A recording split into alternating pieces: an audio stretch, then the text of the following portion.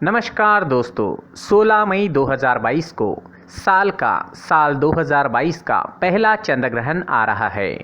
दोस्तों 30 अप्रैल को साल का पहला सूर्य ग्रहण लगा था, ये हम सब जानते हैं। अब साल का पहला चंद्र ग्रहण 16 मई 2022 सोमवार को लगने जा रहा है।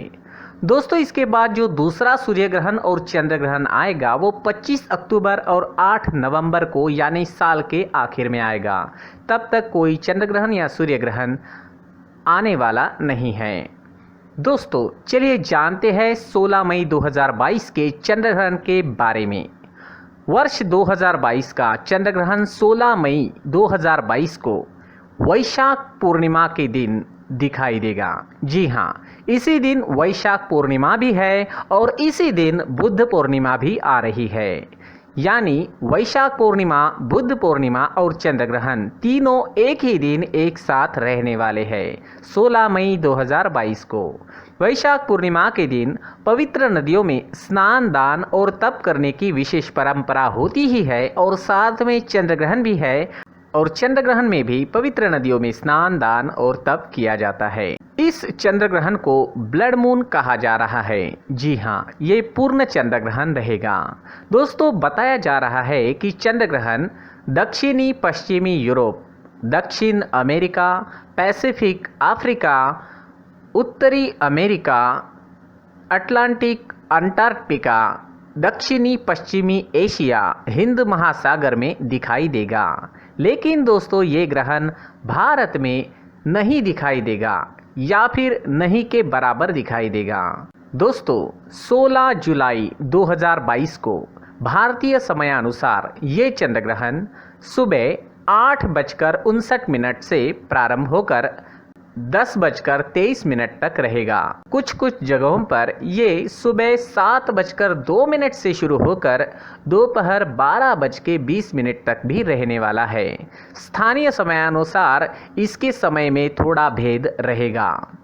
दोस्तों चलिए जानते हैं सूतक काल के बारे में। भारत में इस ग्रहण का सूतक काल मान्य नहीं है। जी हाँ, क्योंकि ये ग्रहण भारत में नहीं दिखाई देगा, परंतु हाँ दिखाई देगा वहाँ चंद्र ग्रहण के प्रारंभ होने के 9 घंटे पूर्व सूतक काल प्रारंभ हो जाएगा, जहाँ ये चंद्र ग्रहण दिखाई देगा। ग्रहण में लगने वाला सूतक काल एक अशुभ अवधि होती है जो ग्रहण से पूर्व लगता है और ग्रहण समाप्ति के साथ ही खत्म हो जाता है।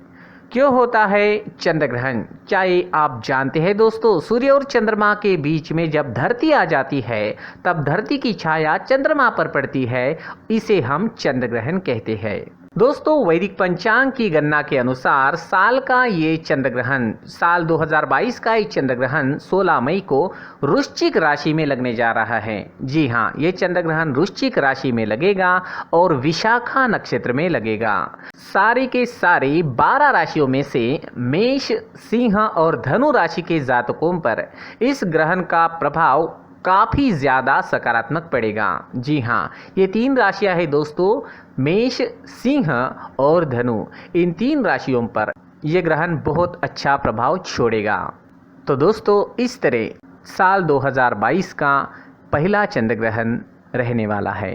चंद्र ग्रहण के दौरान हम सभी को कुछ सावधानियां बरतनी बहुत ज़्यादा ज़रूरी होती है। दोस्तों ग्रहण के दौरान कोई भी नया काम आप शुरू ना करें। जी हाँ, किसी भी नए काम की शुरुआत ग्रहण के दौरान नहीं की जाती, क्योंकि ग्रहण का समय अशुभ माना जाता है। तो ग्रहण के दौरान ध्यान रखें, कोई भी नया काम शुरू ना करें। चंद्र ग्रहण के शुरू होने से पहले खाने की सामग्री में तुलसी के पत्ते डालें।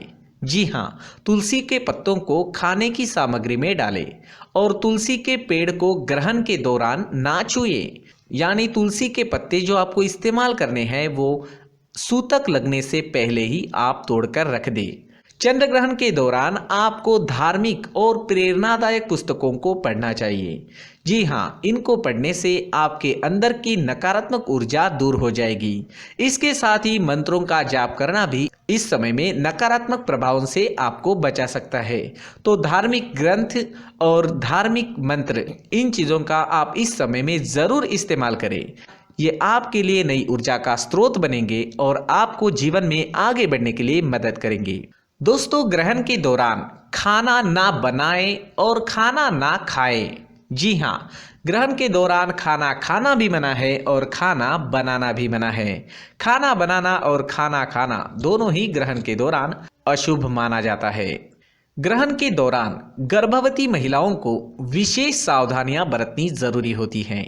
जी हाँ, इस वजह से ग्रहण के दौरान गर्भवती महिलाओं को तेज धारदार औजार जैसे चाकू, कैंची, छुरी, इन सब चीज़ों का इस्तेमाल नहीं करना चाहिए। नेल कटर का भी इस्तेमाल इस समय में नहीं करना चाहिए। इससे कहते हैं, इससे शिशु के स्वास्थ्य पर बुरा असर पड़ सकता है। दोस्तों, इस समय में यानी चंद्र ग्रहण के दौरान देवी देवताओं की मूर्ति और तस्वीरों को भी नहीं छूना चाहिए। आपने सुना होगा कि ग्रहण के दौरान मंदिर भी बंद होते हैं, मंदिरों के कपाट भी बंद कर दिए जाते हैं। कोई भी पूजा पाठ इस समय में नहीं होता है। तो इस समय में देवी देवताओं की मूर्तियों को और तस्वीरों को छूना नहीं चाहिए। दोस्तों, ग्रहण के दौरान दातून करने, बालों पर कंघी लगाने और मलमूत्र का त्याग करने से भी बचना चाहिए। जी हाँ, ये चीज़ें भी ग्रहण के दौरान नहीं करनी चाहिए। ग्रहण जब समाप्त हो जाए तो उसके बाद में पूरे घर में गंगा जल का छिड़काव जरूर करें। इसके लिए पहले ही गंगा जल घर में लाकर रखें। ग्रहण समाप्ति के बाद यदि आप ज़रूरतमंदों को जरूरी चीजें दान करते हैं तो इससे आपको अच्छे फलों की प्राप्ति होती है।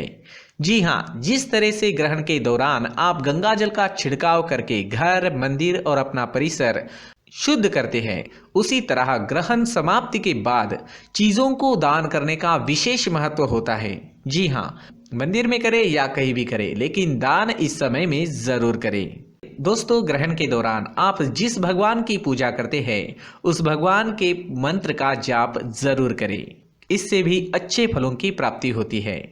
ग्रहण के दौरान चंद्रदेव की भी पूजा की जाती है और ध्यान लगाने की कोशिश भी की जाती है। तो दोस्तों, इस तरह ग्रहण में आपको सावधानियां बरतनी जरूरी होती है। ये सारी सावधानियां चंद्र ग्रहण के दौरान आप सभी लोग जरूर बरतें।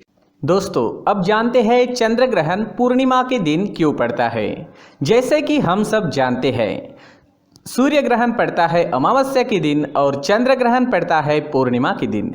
लेकिन दोस्तों, हर पूर्णिमा को चंद्र ग्रहण नहीं पड़ता। इसका भी एक कारण है, जो है पृथ्वी की कक्षा पर चंद्रमा की कक्षा का झुके होना। यह झुकाव तकरीबन 5 डिग्री का है, इसलिए हर बार चंद्रमा पृथ्वी की छाया में प्रवेश नहीं कर पाता है, उसके ऊपर या नीचे से निकल जाता है। यही बात सूर्य ग्रहण के लिए भी सच है। सूर्य ग्रहण हमेशा अमावस्या के दिन होता है, क्योंकि चंद्रमा का आकार पृथ्वी के आकार के मुकाबले लगभग 4 गुना कम है। इसकी छाया पृथ्वी पर छोटी आकार की बढ़ती है, इसलिए पूर्णता की स्थिति में सूर्य ग्रहण पृथ्वी के एक छोटे से हिस्से से ही देखा जा सकता है। लेकिन चंद्र ग्रहण की स्थिति में धरती की जो छाया है वो चंद्रमा के मुकाबले काफ़ी बड़ी होती है, लिहाजा इससे गुजरने में चंद्रमा को ज़्यादा वक्त लगता है। इसलिए चंद्र ग्रहण लंबा होता है।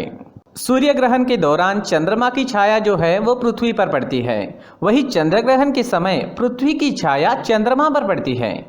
जैसे कि मैंने बताया है, जब सूर्य और चंद्रमा के बीच पृथ्वी आ जाती है तो सूर्य की पूरी रोशनी चंद्रमा पर नहीं पड़ पाती।